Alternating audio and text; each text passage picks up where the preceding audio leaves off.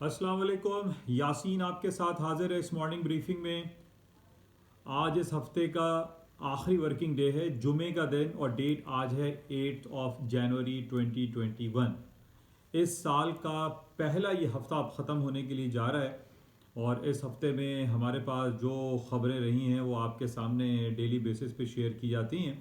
और सबसे पहले मैं आपसे ये रिक्वेस्ट करता हूँ कि इस यूट्यूब चैनल, जो कि एक बहुत सहल और उर्दू अंदाज में है और हालात हाजरा और मार्केटों के हवाले से आपसे एक डेली बेसिस पे रब्ता कायम किया जाता है, आप इसको प्लीज़ सब्सक्राइब करें विद बेल आइकन और शेयर और लाइक ज़रूर करें ताकि ज़्यादा से ज़्यादा लोग इससे कुछ ना कुछ इस्तेफादा हासिल कर सकें।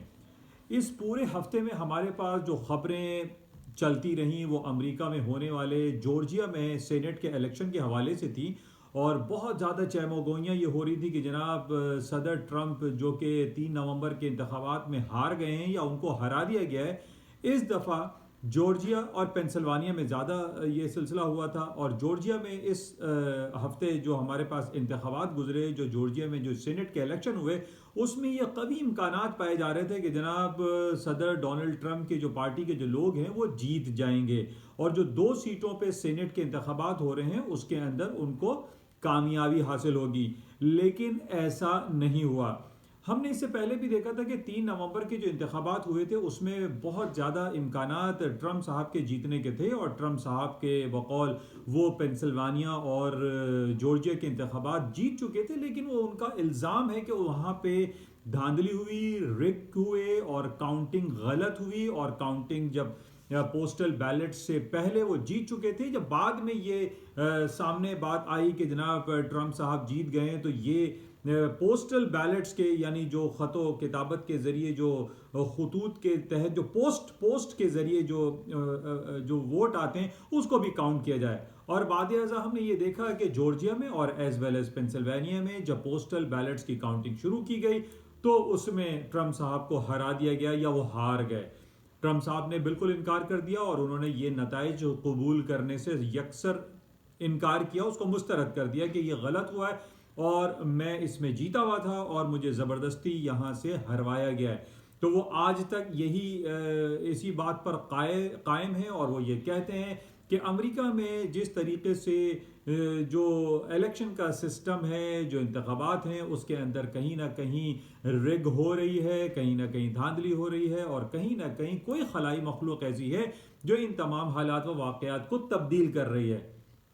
तो बहरहाल बहुत अरसे से ये खबरें आ रही थी। 3 नवंबर के जो आम इंतखाबात थे उससे पहले भी ये बात सामने आ रही थी कि जनाब ट्रंप साहब अपनी मकबूलियत को खोते चले जा रहे हैं और वो इस दफ़ा 3 नवंबर 2020 के इंतखाबात को हार जाएंगे। अच्छा, हारने की 2 वजूहात बहुत ज़्यादा सामने आई। एक तो जो पिछले दिनों एक ब्लैक मैन का कत्ल हुआ, उसके हवाले से ये कहा गया कि जनाब ट्रंप साहब ने उसको प्रॉपर वे में उसको हैंडल नहीं किया और ब्लैक लाइव्स मैटर्स के हवाले से बहुत ज़्यादा प्रोटेस्ट किया गया। जो ब्लैक लोग थे उन्होंने ट्रंप साहब के खिलाफ वोट किया और वो उनसे नाला और नाराज़ दिखाई दे। और इसके साथ ही जो दूसरी बातें थी कि ट्रंप साहब हार जाएंगे, उनके हारने की वजह कोविड-19 के जो हवाले से जो सिलसिले थे, जो पॉइंट्स थे, जो उनको जो जिस तरीके से जो सर्विसेज देनी चाहिए थी और लोगों का ख्याल करना चाहिए था, ये कहा जा रहा है कि ट्रंप साहब उसमें भी नाकाम दिखाई दिए। लेकिन इसके बावजूद दूसरे हल्के में ये कहा जाता है कि जनाब पिछले 4 सालों में जिस तरीके से अमेरिका की स्टॉक मार्केटें दिन दुगनी रात चौगुनी तरक्की करती रहीं और अपने हाई पे हाई बनाती रहीं, और पिछले 4 सालों में दौरे हुकूमत जो ट्रंप साहब का गुजरा उसमें अमेरिका की स्टॉक मार्केटों ने तारीखी बुलंदियों को छुआ। अमेरिका की स्टॉक मार्केट के साथ साथ जो इंडिविजुअल बड़ी बड़ी कंपनीज हमारे सामने आई, जिसमें टेस्ला सर फहरिस्त है और जो हमारे सामने फैंग ग्रुप है जिसको फेसबुक, नेटफ्लिक्स और जो ट्रिपल एज हैं, अल्फाबेट, गूगल, एप्पल, ये तमाम कंपनीज हमारे पास, Amazon.com, ये कंपनीज ऐसी आई जो कि इन 4 सालों में अपनी तारीख की बुलंद तरीन सतहों को उन्होंने क्रॉस किया। और ना सिर्फ इन सतहों को क्रॉस किया बल्कि हमने ये देखा कि अमेरिका की इन 4, 5, 6 कंपनियों ने ट्रिलियंस ऑफ डॉलर के क्लब्स को क्रॉस कर लिया। ना सिर्फ $1 ट्रिलियन बल्कि बहुत सारी कंपनीज इसमें ऐसी आ गई जो कि $2 ट्रिलियन के बेंचमार्क को अपनी मार्केट कैपिटलाइजेशन के हवाले से उसको क्रॉस कर गई, जो कि तारीख में पहली बार हमने देखा। यानी इससे पहले हमारे पास सऊदी अरब की एक कंपनी थी सऊदी अरामको, जिसका मार्केट कैपिटलाइजेशन $1 ट्रिलियन से ज्यादा था, लेकिन उसको हम इसलिए कंसिडर इतना ज्यादा नहीं करते क्योंकि सऊदी अरामको एक स्टेट ओन्ड कंपनी है, जबकि ये दूसरी कंपनी जिसका जिक्र मैंने आपसे किया ये एक प्राइवेट कंपनी है, किसी पर्सनल एक इंडिविजुअल्स इसको ओन करता है। इन बेसिस पे हमने ये देखा कि अमेरिका की स्टॉक मार्केटों में इतनी ज़्यादा तरक्की, इतनी ज़्यादा पॉजिटिविटी हमने तारीख में पहले कभी नहीं देखी। और आज हम यही देख रहे हैं कि आज यानी इस पूरे हफ्ते में अमेरिका में सेनेट का जो इलेक्शन हुआ जॉर्जिया में, उसके बाद जो हंगामा आराई हुई, यानी Capitol Hill, Washington DC, Washington white house, जो उनकी पार्लियामान है उसके ऊपर कब्जा कर लिया गया। वहाँ पे लोगों ने जो है दंगे फसाद किए गए, सेनेट की के अंदर जो है वो हालात ख़राब रहे। ये तमाम हालात व वाक़यात जो कि बदतरीन हमने जो तारीख बताती है कि 200 साल 200 ईयर्स में इससे पहले कभी इन दौरान हमने नहीं देखा कि 200 सालों के दरमियान अगर कोई प्रेसिडेंट वहां पे लूज कर गया हो, हार गया हो, चाहे वो सेनेट हो, चाहे वो हाउस ऑफ रिप्रेजेंटेटिव हो, वहां पे ऐसे हालात कभी खराब नहीं हुए। लेकिन इस दफा हमने देखा कि ट्रंप साहब ने अपनी हार को नहीं कबूला और आज तक तकरीबन 2 महीने गुजर चुके हैं, वो यही कह रहे हैं कि जनाब वो हारे नहीं हैं, बल्कि वो ये कहते हैं कि मुझे क्यों निकाला। तो बहरहाल इन तमाम हालात व वाक़यात के बावजूद, इतने नेगेटिव हालात के बावजूद अमेरिका की स्टॉक मार्केटें आज यानी जुमे का दिन है, आखिरी दिन चल रहा है इस हफ्ते का, मार्केटें अभी अमेरिका की खुली नहीं है। जो इलेक्ट्रॉनिक फ्यूचर्स मार्केट ट्रेड होती हैं उसमें हम ये देख रहे हैं कि वो अपने नए हाइज बनाती चली जा रही हैं। आज हम ये देख रहे हैं कि 3800 के मेजर जो साइकोलॉजिकल बैरियर है S&P उसको क्रॉस कर चुका है, डाउ जोन्स 31,000 को क्रॉस कर चुका है, नेस्डेक तकरीबन 13,000 के करीब आ चुका है। यानी ये वो लेवल्स हैं जो कि सिर्फ हम पहले किसी ज़माने में ये सोचा करते थे कि जनाब इन लेवल्स पर ये स्टॉक मार्केटें आ जाएंगी, लेकिन आज हम ये देख रहे हैं कि इन हालात व वाक़यात के ख़राब होने के बावजूद स्टॉक्स मार्केटें अपने हाईएस्ट लेवल पे खड़ी हुई हैं और मुसलसल ऊपर की तरफ चलती चली जा रही हैं। अच्छा, अक्सर लोग मुझसे पूछते हैं, फ़ोन कॉल्स करते हैं, व्हाट्सएप पर मैसेजेस करते हैं, फेसबुक, इंस्टाग्राम से, तो मैं उनको यही बताने की कोशिश कर रहा हूँ। पिछले कई सालों से मैं आपसे ये राब्ते में हूँ और तमाम लोगों को, वो लोग जो शॉर्ट सेलिंग में बैठे हुए हैं, जिसमें S&P, डाउ जोन्स, नेस्डेक, चाहे फुटसी हो या जर्मन डैक्स हो, इन तमाम स्टॉक्स में तेज़ी बरकरार है।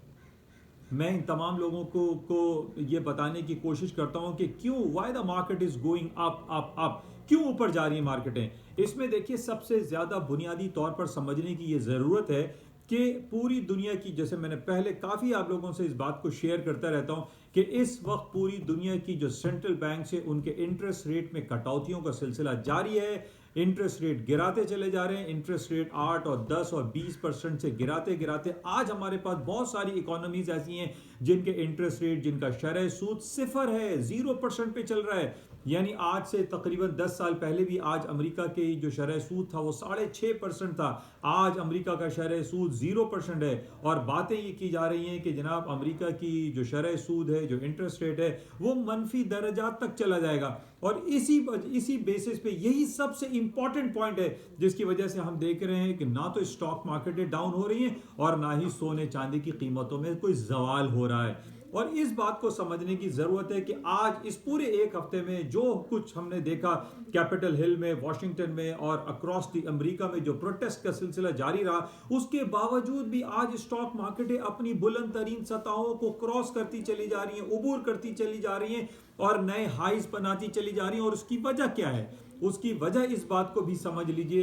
एक तो मैंने आपको बताया कि शरह सूद 0% पे चल रहा है। दूसरी वजह यह है कि इस हफ्ते में जिस तरीके से डेमोक्रेट सामने आए हैं, डेमोक्रेट्स जिस तरीके से उभर कर सामने आए हैं, और ये कहा जा रहा है कि अब ये दोनों हाउसेस, जिसको हम कांग्रेस कहते हैं और इंडिविजुअली एक हाउस ऑफ रिप्रेजेंटेटिव है और दूसरा है सेनेट, इन दोनों को मिला के कांग्रेस कहा जाता है। कांग्रेस यानी इन दोनों में जो सीटें हैं, सेनेट में 100 सीट हैं और 435 सीट्स होती हैं हाउस ऑफ रिप्रेजेंटेटिव में। अब इन दोनों हाउसेस में डेमोक्रेट्स की पावर आ चुकी है।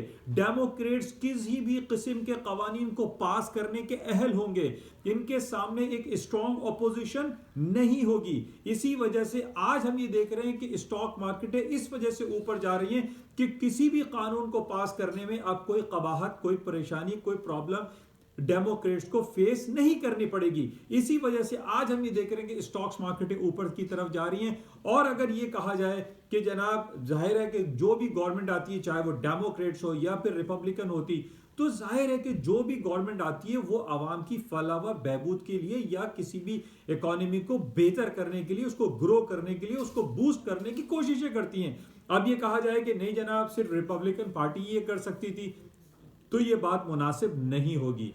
बल्कि आज हम ये देख रहे हैं कि डेमोक्रेट पार्टी जो कि एक स्ट्रॉन्ग पार्टी बनकर सामने उभरी है अमेरिका में, अब वो चाहे कांग्रेस हो, हाउस ऑफ रिप्रेजेंटेटिव हो, सेनेट हो, वो हर जगह से अपने कवानीन को, एक नए रूल्स को, एक नए रेगुलेशंस को पास करने की अहल होगी और इजीली पास कर सकेगी। इसी वजह से आज हम ये देख रहे हैं कि स्टॉक मार्केट ऊपर की तरफ जा रही हैं। तो बहरहाल ये बड़ा इंपॉर्टेंट है। और इसके साथ ही आज इन तमाम और जो अच्छी खबरें हैं, जो जैसे देखिए मैं कोशिश ये करता हूं कि आपको अच्छी और बुरी तमाम खबरें शेयर करूं। अब बुरी खबर तो चल रही थी, एक हफ्ते से वहां पे दंगे फसाद हो रहे हैं अमेरिका में, लेकिन ऐसा कुछ भी नहीं हो, स्टॉक्स ऊपर है। और पॉइंट मैंने आपको बता दिया कि डेमोक्रेट्स सामने उभर कर आए हैं, इसकी वजह से स्टॉक्स ऊपर जा रहे हैं। दूसरी बात जो मैं आपसे अक्सर शेयर करता हूं कि हमें देखिए समा बांधना पड़ता है, पूरी दुनिया की जो हालात व वाक़यात है उनको आप चेक में रखें। अब मैं जितनी भी स्टॉक मार्केट और जो भी इस हवाले से जो खबरें हम चेक करते हैं, इन तमाम खबरों में आप चेक करें, अगर 10 खबरें आप निकाल के देखेंगे तो उसमें 8 खबरें अच्छी होंगी। तो 80% तो हमें गुड न्यूज़ मिल रही हैं, पॉजिटिव खबरें आ रही हैं। तो हाउ कैन आई से कि मार्केटें नीचे की तरफ चली जाएंगी। और आज जिस तरीके से पिछले 2 महीने पहले ट्रंप साहब ने एक एग्जीक्यूटिव पावर पास एक ऑर्डर पास किया था जिसमें उन्होंने चाइना की 4 कंपनीज को बैन करने की बातें की थी, बल्कि 5-6 कंपनीज को बैन करने की बात की थी, जिसमें China telecom, China mobile, China Unicom, Alibaba और इसी तरीके से वी चैट और टिकटॉक के हवाले से जो बातें हुई थी वो आज मुस्तरद हो चुकी हैं। वो ये कहा जा रहा था कि इन तमाम कंपनीज को बैन कर दिया जाएगा, अमेरिका की न्यूयॉर्क स्टॉक एक्सचेंज से इनको डीलिस्ट कर दिया जाएगा। लेकिन आज हमारे पास ये पॉजिटिव खबर है, ये एक अच्छी खबर है कि अब इन तमाम कंपनीज को डीलिस्ट नहीं किया जाएगा, जिस बेसिस पे एक पॉजिटिविटी का अंसर मार्केट में आया और मार्केट दोबारा ऊपर की तरफ जाना शुरू हो गई। तो हम ये चेक कर रहे हैं कि मार्केट में अच्छी और बुरी खबर का जो तनासुब है वो क्या है। आज हम ये देख रहे हैं कि मार्केट में पॉजिटिव खबरें ज्यादा हैं, नेगेटिव खबरें कम हैं, और इसी वजह से हम देख रहे हैं कि स्टॉक्स में मुसलसल तेजी आती चली जा रही है। अच्छा, इसके साथ ही जो दूसरी खबर जो कि पिछले कई साल भर से हम कह लीजिए कि बड़ा इंपॉर्टेंट एक नई आइटम हमारे सामने आया है, दैट इज बिटकॉइन। बिटकॉइन जब कोविड-19 का सिलसिला शुरू हुआ तो ये मार्केट 19,800-900 से गिरते गिरते $4,000 तक आ गई थी। आज हम ये देख रहे हैं, उस वक्त ये खबर आई थी कि जनाब ये बिटकॉइन $40,000 क्रॉस कर जाएगा, और आज वो दिन आ गया 2021 में। आज जुमे का दिन, फाइनल डे इस हफ्ते का, और आज मार्केट ने 40,383 का लेवल को क्रॉस कर दिया, यानी 40,000 के बैरियर से ऊपर चली गई मार्केट।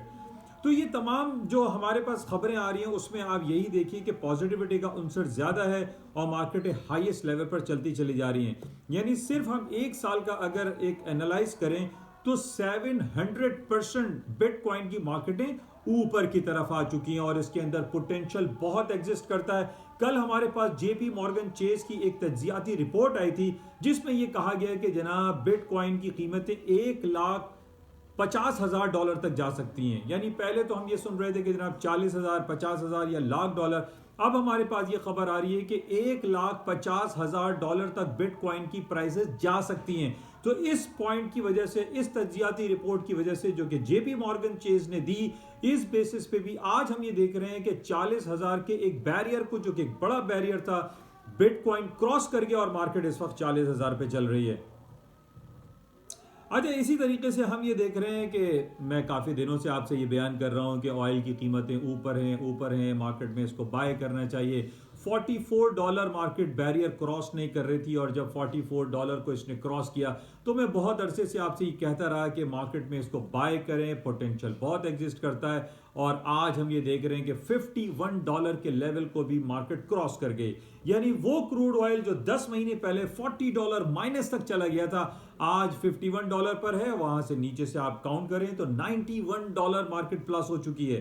तो बहरहाल पोटेंशियल बहुत एग्जिस्ट करता है। मैंने पहले भी आपको इसका बताया था, चाहे वो ओपेक हो, ओपेक प्लस हो, रशिया हो, या कोई भी जो ऑयल प्रोड्यूसिंग कंट्रीज हैं ओपेक के जो कार्टेल में आते हैं, वो चाहे कोई भी अनाउंसमेंट कर दें, तेल की कीमतें नीचे नहीं जाएंगी। उसकी बेसिस मैंने आपको ये बताई थी कि सऊदी अरब इंटरनली अंदर ही अंदर इसराइल की इंटेग्रिटी को कबूल कर चुका है। अगर इसराइल को वो कबूल नहीं करता तो तेल की कीमतें $44 $44 से नीचे रहती और सऊदी अरब फाइनेंशियल क्रंच में आ जाता। हम पहले ही देख रहे हैं कि कोविड-19 की वजह से ना तो वहां पर हज और उम्रे की सादत हासिल करने के लिए लोग जा पा रहे हैं, और ना ही दूसरी जियारतों के लिए सऊदी अरब की तरफ लोग रवाना हैं। और प्लस जब हम ये देख रहे हैं कि कोविड-19 की वजह से जो लॉकडाउन और शटडाउन के आदाब से लोग शिकार हैं, इस बेसिस पे ना तो आपके बसें हैं, ट्रक हैं, ना आपके व्हीकल्स हैं, ना एयरलाइन सेक्टर चल रहा है, तो इन बेसिस पे भी हम ये देख रहे थे कि तेल की कीमतें नीचे आ सकती थी। लेकिन सऊदी अरब के ऊपर यूरोप का और अमेरिका का बहुत ज़्यादा प्रेशर था कि जनाब वो इसराइल को एक्सेप्ट करें, और इसी बेसिस पे हम देख रहे हैं कि जनाब मुत्तहिदा अरब इमारात ने और दूसरे अरब कंट्रीज ने इसराइल की इंटेग्रिटी को कबूला है, और उनकी बिजनेस एक्टिविटीज़ और उनकी कारोबारी सरगर्मियों में खासा इजाफा हुआ है। और बहरहाल वो तमाम छोटे ममालिक जो इसराइल को एक्सेप्ट करते चले जा रहे हैं, उनकी फाइनेंशियल कंडीशन में बहुत ज़्यादा बेहतरी आ रही है। अच्छा, इसी बेसिस पे ऑयल में और ज़्यादा पोटेंशियल मौजूद है। ऑयल की कोई भी खबर आ जाए कि जनाब इन्वेंट्री बढ़ गई, घट गई, समंदरी तूफान आ रहा है, तेल की कीमतें ऊपर रहेंगी। सिर्फ और सिर्फ इस बात को आप याद रखें कि सऊदी अरब इंटरनली इसराइल की इंटेग्रिटी को एक्सेप्ट कर चुका है और इसमें मजीद पोटेंशियल एग्जिस्ट करता है। इसी तरीके से गोल्ड और सिल्वर की मार्केट है। मैं आपसे बहुत अरसे से यही बात कर रहा हूं कि गोल्ड को बाय करें। गोल्ड के सेलिंग का कोई चांस दिखाई नहीं दे रहा। उसकी वजह मैंने आपसे रिलेट की थी कि पूरी दुनिया की जो शरह सूद है वो 0% पे चल रहा है। जब तक शरह सूद बढ़ाने की खबरें हमारे पास नहीं आएंगी, सोने की कीमतों में खातिर खा कमी नहीं आएगी, ना ही सोना गिरेगा, ना चांदी गिरेगी, और ना ही अमेरिका और दुनिया की स्टॉक मार्केटें गिरेंगी। हमें सबसे ज्यादा हमें ये चेक करना पड़ेगा, क्या इन तमाम किसी बड़ी इकोनॉमीज में क्या शरह सूद, इंटरेस्ट रेट बढ़ाने की कहीं से कोई खबर हमारे पास आती है या नहीं आती। आज मेरे पास सिर्फ एक छोटा सा इशारा मुझे मिला है कि आइंदा जो बाइडेन जब 2020 यानी 20 जनवरी या 21 जनवरी को वो जब ओहदा उठा लेंगे, तो उसके बाद हो सकता है कि डेमोक्रेट, जो कि तारीख शाहिद है कि जनाब डेमोक्रेट्स हमेशा स्ट्रॉन्ग डॉलर पॉलिसी को अडॉप्ट करते हैं, तो माइट पॉसिबल डेमोक्रेट्स के आने के बाद इंटरेस्ट रेट के बढ़ाने की खबरें शुरू हो जाएं और स्टॉक्स मार्केटें और गोल्ड सिल्वर गिरना शुरू हो जाएं। लेकिन अभी नहीं, जब तक हमारे पास कहीं से कंफर्म रिपोर्ट नहीं आ जाती। लेकिन आज मेरे पास एक रिपोर्ट थी कि जनाब फेडरल जो हमारे पास बॉन्ड यील्ड है उसमें खातिर खा इजाफा हो रहा है। इसी तरीके से इन्फ्लेशन रेट में इजाफा हो रहा है अमेरिका के, जब यानी कंज्यूमर जो CPI होता है, कंज्यूमर प्राइस इंडेक्स, इसमें इजाफा होता है या इन्फ्लेशन में इजाफा होता है या बॉन्ड की यील्ड में इजाफा होता है, तो हमारे पास ये थोड़े से इंडिकेशन, कुछ इशारे ऐसे मिलते हैं कि जनाब अब इंटरेस्ट रेट बढ़ाने की उम्मीदें कहीं आ सकती हैं। तो इसको हमें चेक कर में रखना पड़ेगा कि क्या बाइडेन के आने के बाद कोई इंटरेस्ट रेट बढ़ाने की खबरें आएंगी या नहीं। तो बहरहाल इसको क्लोजली हमें वॉच में रखना है। अच्छा, स्टॉक के बढ़ने की एक वजह और भी ये बताई जा रही है कि जनाब पीसफुल ट्रांसफर होगा जो बाइडेन की तरफ ट्रम्प की जानिब से, ये भी एक पॉजिटिव खबर है। अच्छा, ग्लोबल रिकवरी होगी किस वजह से? क्योंकि जनाब जो कांग्रेस है या हाउस ऑफ रिप्रेजेंटेटिव है या सेनेट है, यहाँ पे डेमोक्रेट्स आ गए, और डेमोक्रेट्स जब आएंगे वो कवानीन को पास करेंगे और हालात को बेहतर करेंगे। स्टॉक्स में तेजी देखने में आ रही है। अच्छा, करेंसी मार्केट भी आप ये देख रहे हैं कि कई सालों के स्ट्रॉन्गेस्ट लेवल पर है। 5 साल के स्ट्रॉन्गेस्ट लेवल पर आपका स्विस फ्रैंक चल रहा है, और इसी तरीके से जापानीज येन है, स्टर्लिंग है, यूरो है, ये तमाम करेंसीज अपने मल्टी मंथ्स, मल्टी ईयर्स के हाईएस्ट लेवल पर खड़े हुए हैं। अच्छा, अब हमारे पास सिर्फ उम्मीदें क्या हैं कि जनाब हमारे पास अमेरिका के इंटरेस्ट रेट के बढ़ाने की कहीं से कोई खबर आ जाए तो इस बेसिस पे करेंसीज में भी डाउनफॉल आ सकता है। यानी हम इसी उम्मीद को लगा के बैठे हुए हैं कि जनाब अमेरिका अपने शरह सूद में इजाफा करे तो हमारे पास स्टॉक्स भी गिरे, सोना चांदी गिरे, करेंसीज की मार्केट डाउन हो। लेकिन ये एक दीवाने का ख्वाब ही दिखाई देता है कि जनाब अभी सिर्फ हम ये स्पेक्युलेट कर सकते हैं कि माइट पॉसिबल जो बाइडन की हुकूमत आने के बाद इंटरेस्ट रेट को बढ़ाया जाएगा। बहरहाल इसको हम देखेंगे और ये स्टॉक मार्केटें कब गिरेंगी कब रुकेंगी इसका कहीं कुछ पता नहीं। खबरें हमारे पास हर तरफ अच्छी हैं। हमारे पास ये भी खबर आ रही है कि अब एक नए मजीद मुआशी पैकेज या स्टिमुलस पैकेज को अनाउंस किया जाएगा बाइडन की हुकूमत की तरफ से। तो ये सारी अच्छी खबरें हमारे पास मौजूद हैं और इन अच्छी खबरों में हमारे पास 10 और 20% अगर कोई बैड न्यूज़ होती है तो उस पर एक सर्टेन पीरियड ऑफ टाइम के लिए मार्केटें नीचे आती हैं and the market going up again and again, और यही कुछ हो रहा है। आज हमारे पास पाकिस्तान स्टॉक एक्सचेंज भी बेहतर परफॉर्म कर रहा है, मार्केट में पोटेंशियल है, कोई ऐसी बैड न्यूज़ यहाँ पर भी हमारे पास मौजूद नहीं है। और देखते हैं कि आने वाले 2 दिन जो कि हफ्ता इतवार छुट्टी होती है इसमें कौन सी ऐसी ख़ास खबर होती है जिस पे मार्केट में कहीं कोई करेक्शन कोई डाउनफॉल आ जाए, इसको हम चेक में रखेंगे। आज है जुमा, कल हफ्ता इतवार, 2 दिन आपसे राब्ता मुनक़ता रहता है। इंशाल्लाह मंडे को या अगर कोई इंपॉर्टेंट खबर हुई मार्केट ओपनिंग से पहले यानी संडे नाइट तक तो इंशाल्लाह आपसे दोबारा मुलाकात रहेगी। उस वक्त तक के लिए इजाज़त दीजिए। आपसे जाते हुए गुजारिश, इस यूट्यूब चैनल को प्लीज़ लाइक करें, सब्सक्राइब करें और विद बेल आइकन और उसको शेयर भी करें। थैंक यू, खुदा हाफिज़।